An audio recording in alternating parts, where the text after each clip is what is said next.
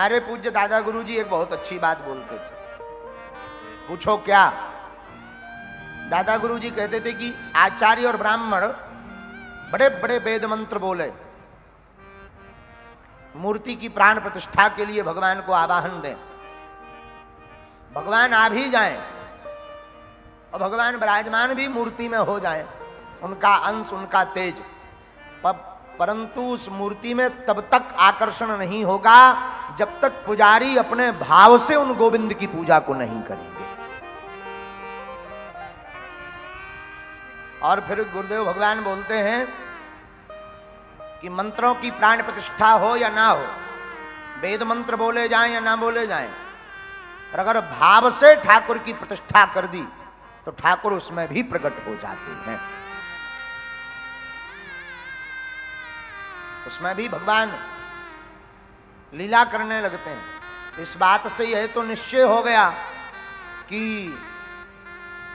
आपको अगर संस्कृत ना भी आती हो तो चलेगा, पर प्रयत्न यह करें कि संस्कृत सीखें, पर अगर नहीं आती है तो ठीक है, भाव इतना प्रबल करें कि भगवान भाषा को ना देख करके भाव को प्रधानता दें।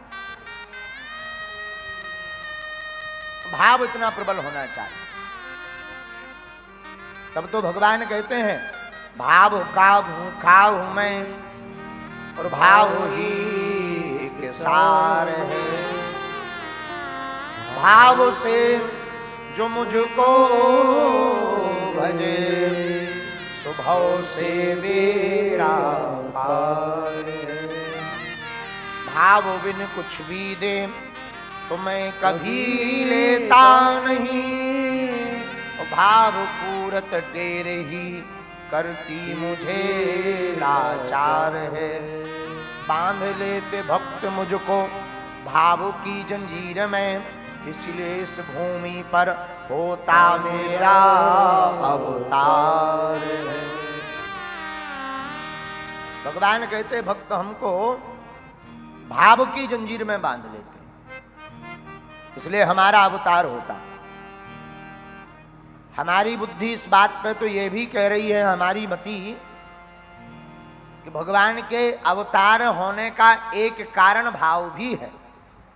धर्म की स्थापना तो है, अधर्म का विनाश करने के लिए तो भगवान आते हैं। साधु ब्राह्मण धेनु और देव, इनकी रक्षा करने के लिए तो भगवान आते ही हैं, पर अपने भक्तों के भावों का मान रखने के लिए भी भगवान धराधाम पर आते हैं। तो सच कहवे, भगवान प्रत्येक जगह आते हैं, प्रत्येक के मन में। भैया ठाकुर जी वृंदावन में भर नहीं है या अयोध्या भर में नहीं है। आप सोचो कि केवल अयोध्या जी में है, आप सोचो कि केवल वृंदावन में है। ठाकुर जी तो जहां आपका भाव प्रबल भया, सोई ठाकुर जी वहीं प्रकट भय। आप मन में भाव रखो कि ये वृंदावन है, तो समझना वृंदावन जैसे ही अनुभूति होने लगी।